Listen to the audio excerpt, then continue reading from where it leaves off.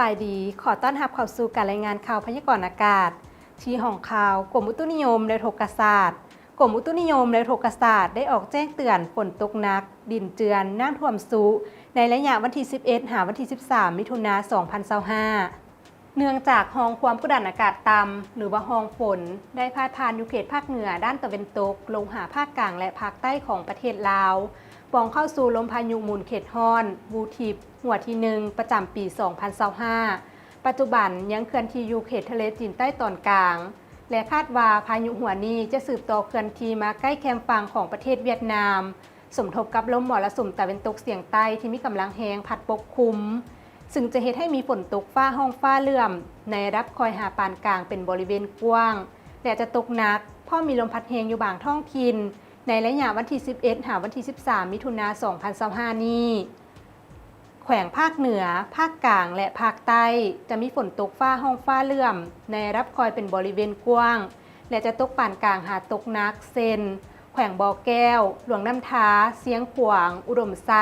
หลวงพระบางไซยะบุรีเวียงจันทน์ไซสมบูรณ์บริคำไซคำมวนสวรรณเขตจำปาสักสารวันเสกองและอัตตปือ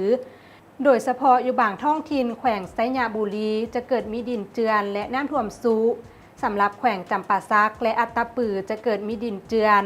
ที่นครหลวงเวียงจันทน์จะมีฝนตกฟ้าห้องฟ้าเหลื่อมในระดับคอยหาปานกลางอยู่ทั่วไปและตกหนักเพราะมีลมพัดแรงเป็นบางโอกาสดังนั้นจึงขอแจ้งเตือนถึงประชาชนบรรดาเผ่าองค์การปกครองท้องถิ่นและองค์การจัดตั้งทุกภาคส่วนจงมีสติระมัดระวังต่อสภาพฝนตกหนักและลมพัดแรงที่จะเฮ็ดให้มีดินเจือนน้ำท่วมสูงต้นไม้ใหญ่ป้ายโฆษณาและเสาไฟฟ้าหักล้มพร้อมนี้ก็ขอให้ติดตามข่าวพยากรณ์อากาศจากกรมอุตุนิยมและโทรศาสตร์อย่างเป็นประจ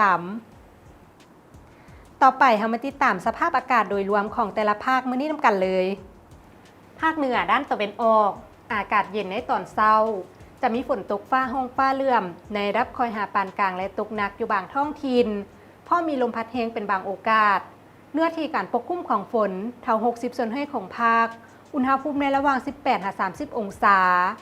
ภาคเหนือด้านตะวันตกอากาศร้อน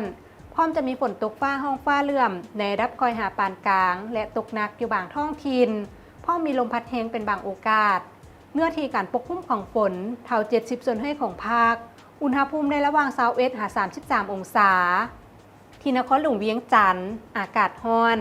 พร้อมจะมีฝนตกฟ้าห้องฟ้าเหลื่อมในระดับคอยหาปานกลางและจะตกหนักอยู่บางบริเวณเพราะมีลมพัดแรงเป็นบางโอกาส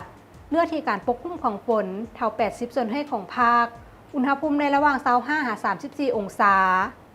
ภาคกลางอากาศร้อนพร้อมจะมีฝนตกฟ้าห้องฟ้าเหลื่อมในระดับคอยหาปานกลางและจะตกหนักอยู่บางท้องถิ่นเพราะมีลมพัดแรงเป็นบางโอกาสเนื้อที่การปกคลุมของฝนเท่า80%ของภาคอุณหภูมิในระหว่าง23-32องศาสำหรับแขวงไซสมบูรณ์อากาศเย็นในตอนเช้าพร้อมจะมีฝนตกฟ้าห้องฟ้าเหลื่อมในระดับคอยหาปานกลางและมีลมพัดแรงเป็นบางโอกาสเนื้อที่การปกคลุมของฝนเท่า60%ของภาคอุณหภูมิในระหว่าง20-32องศาภาคใต้อากาศร้อนพร้อมจะมีฝนตกฟ้าห้องฟ้าเหลื่อมในระดับคอยหาปานกลางและตกหนักอยู่บางท้องถิ่นเพราะมีลมพัดแรงเป็นบางโอกาสเนื้อที่การปกคลุมของฝนเท่า80%ของภาคอุณหภูมิในระหว่าง22-32องศาสำหรับเขตผู้เพียงบริเวณอากาศเย็นพร้อมจะมีฝนตกฟ้าห้องฟ้าเหลื่อมในระดับคอยหาปานกลาง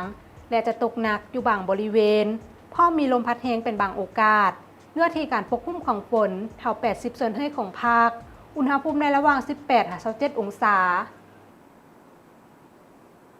ท่านผู้ชมที่เข้ารบมาฮอดนี่การรายงานข่าวพยากรณ์อากาศก็ได้หมดเวลาลงแล้วท่านสามารถติดตามชมโดยผ่าน Facebook หรือ YouTube ที่ขึ้นตามหน้าจอนี้ขอขอบใจสำหรับการรับชมข่าวพยากรณ์อากาศแล้วพบกันใหม่ในมื้ออื่นสำหรับมื้อนี้ขอกล่าวคำว่าสบายดี